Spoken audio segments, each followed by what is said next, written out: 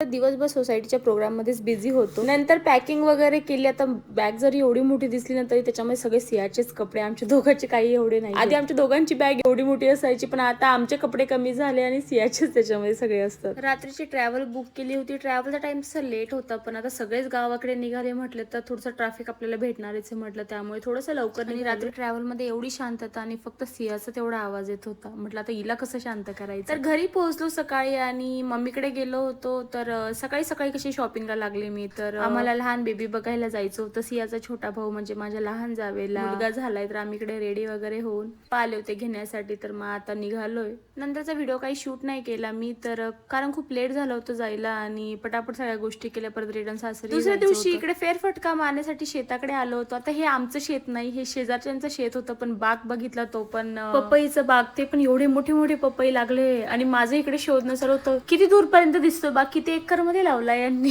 तर हे जे आहे आमचं शेत, तर इथे लावलंय आम्ही शेंगा, अद्रक आणि मका पण लावलाय. नंतर शेत बघण्यामध्ये मी एवढी मग्न झाली तर मला पुढे व्हिडिओ काढायचं हेही लक्षात नाही राहिलं. तर आज आहे दिवाळी. मला सर्वात जास्त दिवाळीची संध्याकाळ फार आवडते, कारण की सगळेजण असे मस्त अशी रांगोळी काढण्यासाठी बसलेले असतात. ह्या वर्षी नेमका एवढा पाऊस आला की मी 2-3 ठिकाणी रांगोळ्या काढलेल्या होत्या आणि फक्त फोन घेऊन फोटोज काढायचा होता आणि तेवढ्यामध्ये एवढ्या जोराचा पाऊस आला की सगळ्यांच्या रांगोळ्या वाहून गेल्या. दरवर्षी रांगोळ्या वाजतात, पाऊस येत नाही. ह्या वर्षी पाऊस येत तर ठीक. तर दुसऱ्या दिवशी भाऊबीज होती, म्हणजे 2 दिवसांनी. तर पप्पा आले होते घेण्यासाठी. तर आज असं मस्त अशी रेडी झाली. साडी एवढी मस्त वाटत होती, एकदम चोपून बसली होती. म्हणजे मला असं वाटलं की ठीक आहे आता मी बारीक झाली. जेव्हा मी कन्सिव्ह केलं होतं तेव्हा मी 50 नंतर डिलेव्हरीच्या दरम्यान 20 kg वाढले, म्हणजे 68 झाले होते. 68 ते 70 पर्यंत गेले होते, पण आता परत मी 49 वर आले. मग साडी घालून एवढं छान वाटत होतं, मी शब्दामध्ये एक्सप्लेन नाही करू शकत. दिवाळीची आणि भाऊबीची खरी मजा म्हणजे सगळे भावंड एकत्र आल्यानंतर. आता फक्त भावंडच नाही तर सगळ्यांचे चिल्ले पिल्ले एकत्र येतात. तर आम्ही इकडे पितोय मस्त अशी चहा, आणि चहा बनवते माझी छोटी बहीण ताई. म्हणजे तिचं रिअल नाव मनीषा आहे, पण आमच्या लहानपणापासून म्हणजे कोणत्याही मुली असतील त्यांना सगळ्यांना ताईच म्हणतात. तर आम्ही घेतो इकडे मस्त असा चहा. तर भेटू लवकरच, तोपर्यंत बाय.